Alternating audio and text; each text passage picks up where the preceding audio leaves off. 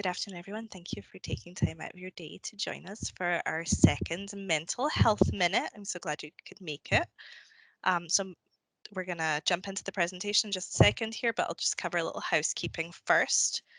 So please make sure that everyone has their mics muted. I have Cassie Skalicki with us today. She is part of my team and she's going to be admitting people and monitoring the chat. So if you have any questions or comments, please feel free to throw them in the chat and I'll check in with Cassie here and there to kind of see if there's any questions. And Cassie, if there's anything super urgent, just interrupt me. So jump on in. So my name is Terry Sunstegen Burns, and I am the team lead for Project Renew. I use she and her pronouns. And just in case anyone's curious regarding the accent, I'm originally from Scotland. So that should hopefully solve too many questions later. So why am I interested in self-care? And it's kind of a long story. I had 2 children in 2 years. And because I had my kids so close together, people kept telling me, oh, make sure you're taking time for self-care. And when I said, okay, so what does that actually mean? People told me to walk around Target on my own and to take a bubble bath. And I tried those and they didn't do anything for me. So I thought, well, I'm just bad at self-care. Clearly, I'm just failing at self-care. This doesn't work for me. Self-care is not for me. So we fast forward a couple of years. I've changed jobs, things are going well. And suddenly I realized that I'm burning out. I'm starting to experience symptoms of burnout. So I sought help for that. And of course, the first question that you get asked is tell me about your self care routine. And that's when I learned that, oh no, you don't understand. Self care doesn't work for me is not the answer that they want. So I started doing some deep dive into what self-care routines actually look like, and I realized there's so much misinformation about self-care out there, and it became kind of a passion project for me. So let's talk about self-care. Today we're going to talk about what is self-care, why we should do it, why we're bad at it. As humans, we're kind of bad at self-care. We're going to talk about a couple of myths about self-care, and then we're going to talk about how to incorporate self-care into your daily routine. So we'll jump right in. What is self-care? So self-care is a conscious act that you take in order to promote your physical, mental, and emotional health. Over in the little picture, we have an umbrella, and I like to think of self-care kind of as the umbrella that protects you from the rainstorms. So self-care practices vary, but they typically break down into 5 categories. You have physical self-care, which is, are you getting enough sleep? Are you drinking enough water? Are you eating foods that meet your nutritional needs? Are you getting enough exercise? I like to think of that category as myself as just kind of a complicated house plant. Social self-care. We're social creatures, so this is things like calling your mom, seeing your friends, playing with your kids. Mental self-care are things that stimulate you mentally. So it's learning something new, puzzles, reading a book, going to museums, things like that. Spiritual self-care is anything that feeds your spirit. So here we start thinking about things like mindfulness and meditation, yoga, religious practices, being in nature. And then we have emotional self-care, which is, I guess, kind of what we probably typically think of as self-care. So these are things like journaling, art projects, talking to people about your feelings, and seeking professional therapy. So why do we need self-care? So self-care is vital for building resilience, and resilience is our ability to recover from setbacks. It's kind of our emotional elasticity. And if we're not taking care of ourselves, we lose some of that elasticity. Self-care also boosts our confidence and our self-esteem. If we're taking care of ourselves, we feel better about ourselves. It encourages you to maintain a healthy relationship with yourself and with others. And this is the metaphor that you can't pour from an empty cup. Self-care keeps your cup full so that you can work with other people and you can keep giving. This is especially important if you're working in a job where you're caring for other people or if you have caregiving responsibilities in your personal life as well. There have been peer-reviewed studies that have shown that self-care does have a clinical evidence-based reduction in anxiety and depression. It reduces stress and it improves concentration. It's also been clinically proven to reduce heart attacks, heart disease, and strokes. So, self-care is really great for us. We know this. Why are we bad at it? The first reason I think is that self-care feels like a luxury. You know, when we think about self-care, we think about pampering ourselves for the most part. And that's always the image that is shown in the media, right? It's the get your nails done, get your hair done, go to the spa. So self-care feels like something luxurious that you do. Self-care requires effort. And this has been a huge thing, especially over the last year, where things have been so hard and adding one more thing to your plate feels impossible at times. So prioritizing yourself requires effort, which means, ugh, do I have to? Self-care can bring up complex emotions. So things like guilt, shame, selfishness, and this kind of plays into all these other things as well. It's hard to take time for ourselves. If you're working in a caregiving profession, we're used to not prioritizing ourselves. If you're a teacher, you're used to timing your bathroom breaks based on when you can fit them into your schedule and not when you actually need to use the bathroom. And it's the same if you're working with clients.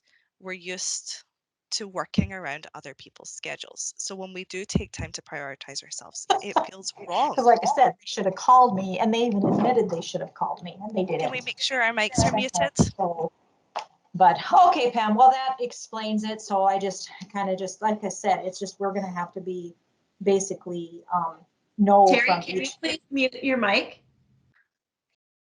Thank you. Thanks, Cassie. We also tend to confuse indulgence with self-care, and that sort of goes back to the luxury aspect of it as well. And then, this is the big one for me. We like to set ambitious goals that set us up for failure. So when I was setting up my original self-care routine, I thought I need to exercise more. And I decided that I was going to run a 5K. I haven't run since high school, so this was a really, really absurdly ambitious goal. And I failed at it because I set my sights way too high. And I think we tend to do this with a lot of different aspects where we set our goals way too ambitious. And then when we fail at them, we feel like we're failing as a person. And then it's hard to make good decisions when we're exhausted. And this is, again, the last year has been completely exhausting. It's really hard to even think about adding something else to our plate. It's hard to make those good decisions when we're just trying to get through the day. So let's talk about some myths around self-care. First myth, self-care is expensive. Again, we think about spas, we think about massages, we think about getting our hair and our nails done, and self-care doesn't have to be expensive. In fact, self-care actually shouldn't cost anything. We think that self-care has to be indulgent. It has to be time-consuming and long and feel like a pampering session, and that's absolutely not the case. Self-care is selfish. And I think we've all felt this way at one point or another, that taking time for ourselves and prioritizing ourselves feels selfish because we're so used to giving to other people. But really what we're doing is we're prioritizing our mental health so that we can care for other people. The idea is that it's time consuming, that if you can't spend an hour in a bubble bath, there's no point. But self-care should be pretty easy to slot into your day. And we're going to talk about that in a little bit. There's also the myth that self-care is just for women. So when I was putting together this presentation, I was searching for little clips and little images about self-care. And what I found was that they're all really, really feminine. Lots of flowers, lots of pastel colors. Everything looked really girly. And that doesn't help. So we also hear a lot as women about the importance of self-care, and particularly if you're a parent, we talk about self-care for mothers. And we don't really hear about it from men. So there is the myth that self-care is just for women. If I could just make sure everyone has their microphones muted, I'm getting a little bit of feedback.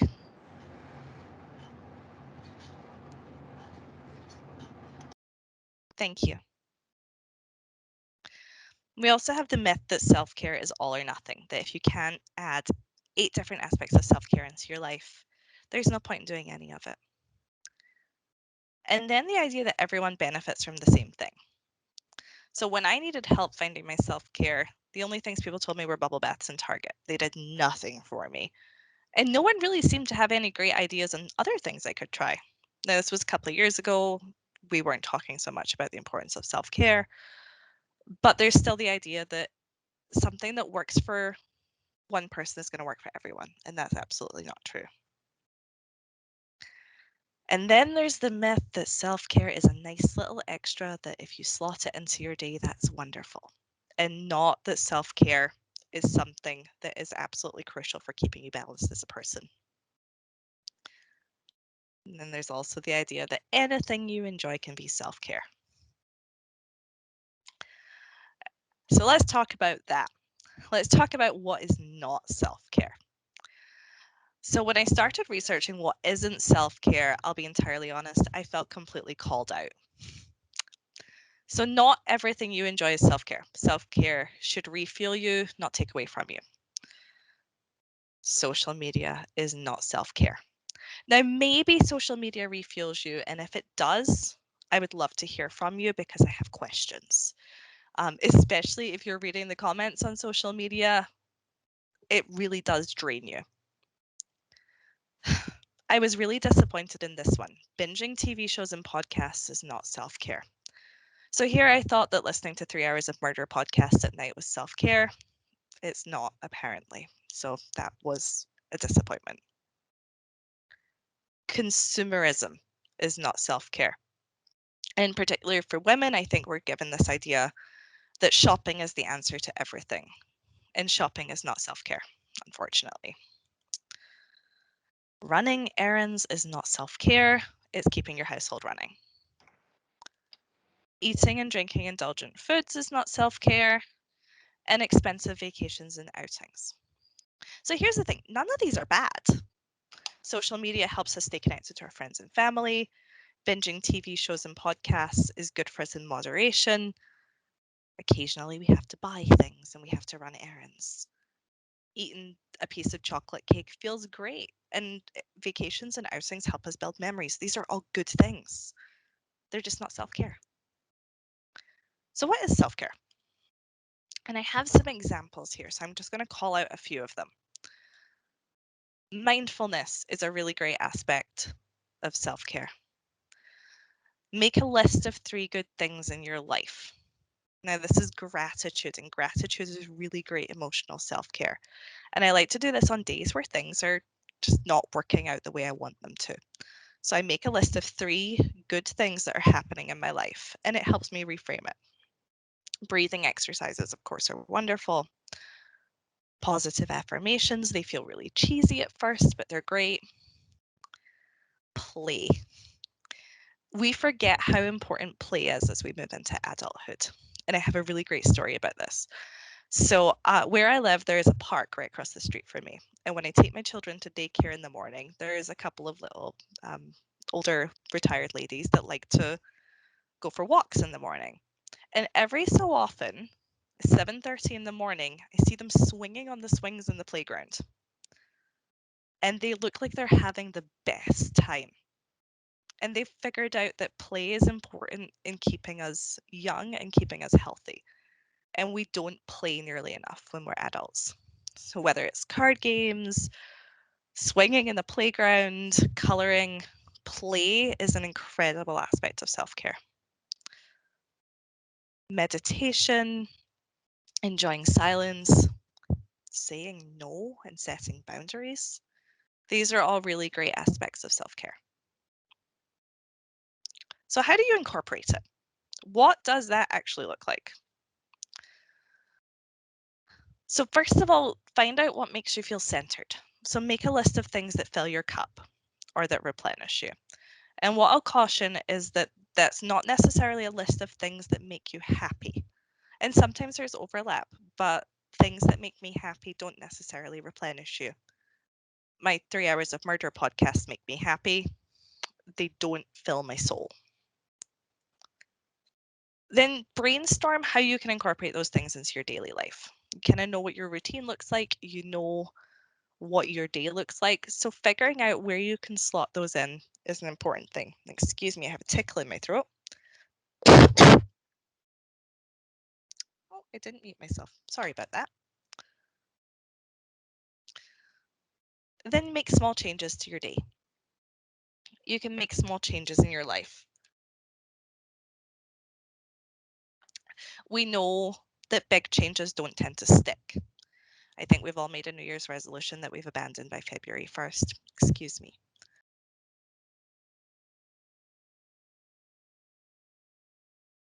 So making small changes does tend to be more suitable.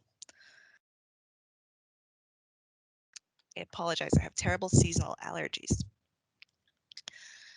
And then set realistic goals for incorporating those changes. Running a 5K when you haven't run from high school, probably not realistic. If you're working, excuse me, I'm so sorry. If you're working 8 till 5 every single day, taking an hour to run on your lunch break, probably not realistic. But maybe doing 20 minutes 3 times a week might be more realistic.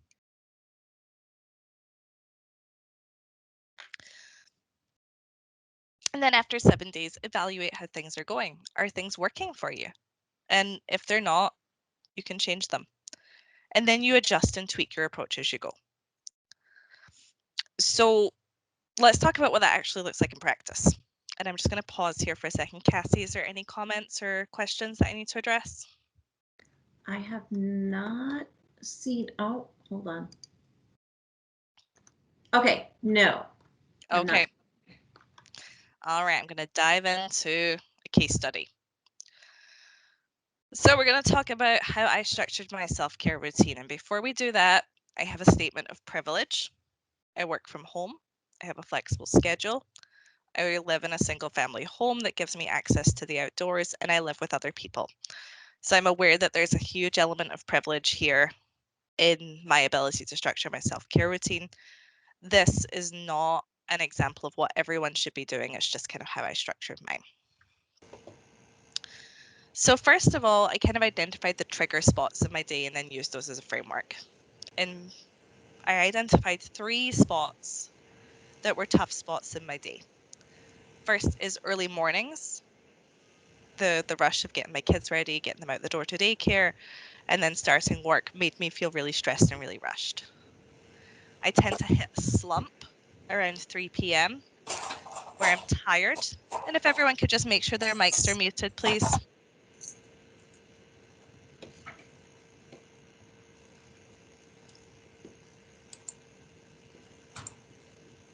Could everyone mute their mic? Thank you. I tend to hit a slump around 3 p.m. And I needed to address that where I'm tired and I don't really want to do anything anymore. And then last thing in the evening is where I tend to hit my last slump, where we've gone through the making dinner, getting ready for bed, cleaning up routine, and then I just feel worn out. So I was realistic about my limitations. I have young children, my job does have meetings, I have other responsibilities in my life.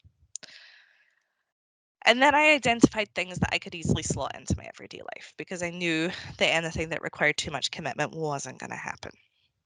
So this is what it actually looks like. And over here I have a plant because I like to think of myself as a plant with emotions, and also because I found that nature was a really important aspect of my self-care routine.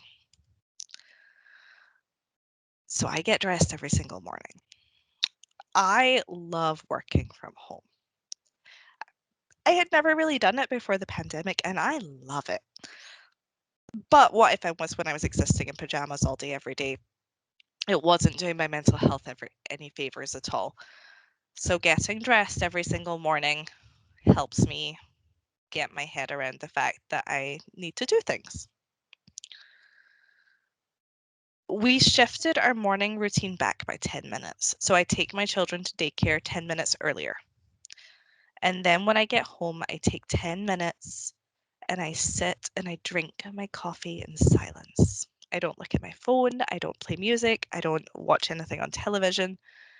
I just take 10 minutes to drink my coffee and reset my brain from the rush, rush, rush mom mode before I start switching into work mode. And that 10 minutes to kind of reset my gears is really important for me. I eat my lunch away from my desk. And again, that's not going to be possible for everyone, but if you're able to, it can really help feel like you're not working all day every day. And while I'm taking that lunch break, if I have time, I walk my dog. It helps me feel more connected to her. She's less obnoxious in the afternoons if she gets a walk at lunchtime, and it gets me outdoors.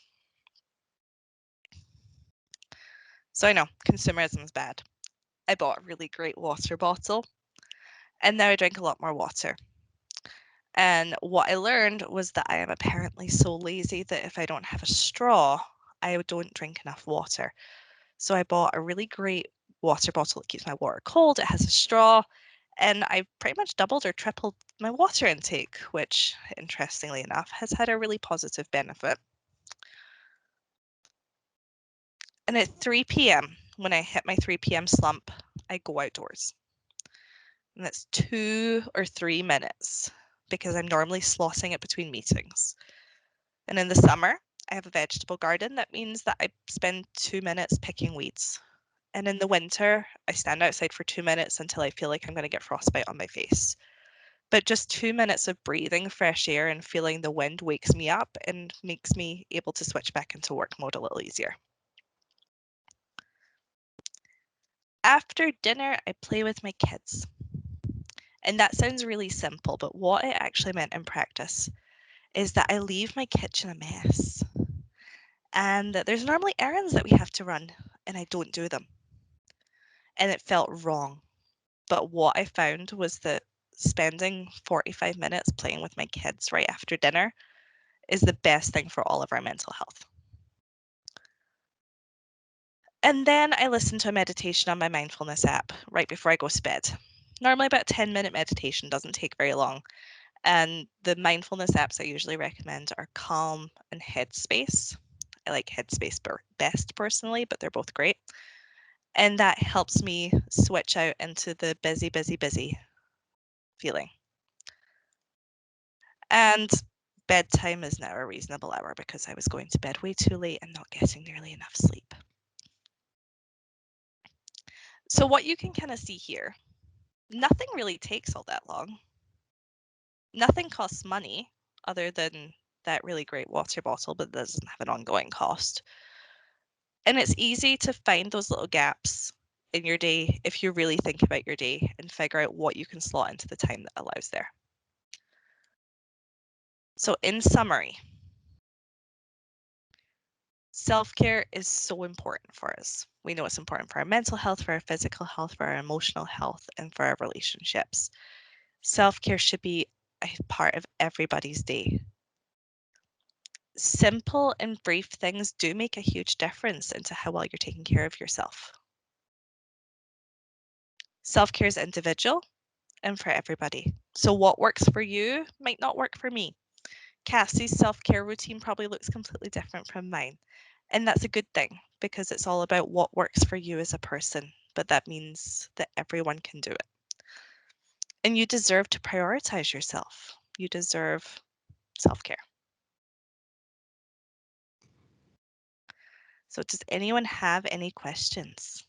We did have one question from Stacy S. She was wondering if the slides will be available to print. I think we can make that happen. I will have them put up on our Help Us Here website later today, or probably tomorrow. I won't commit our marketing team to too much lest I get into trouble with them. But yes, we can make them available. And this is being recorded as well, so that will eventually be up as soon as they're able to put it up. So Yes. All right. Does anyone have any other questions?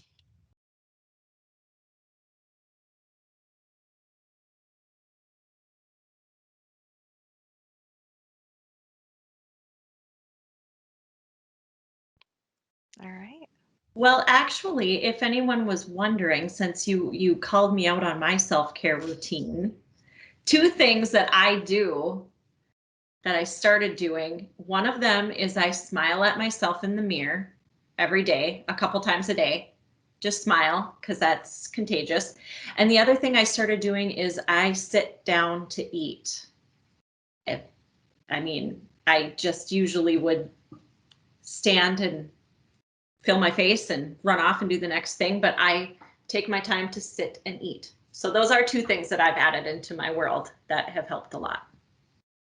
And they're tiny little things, and they make a huge difference.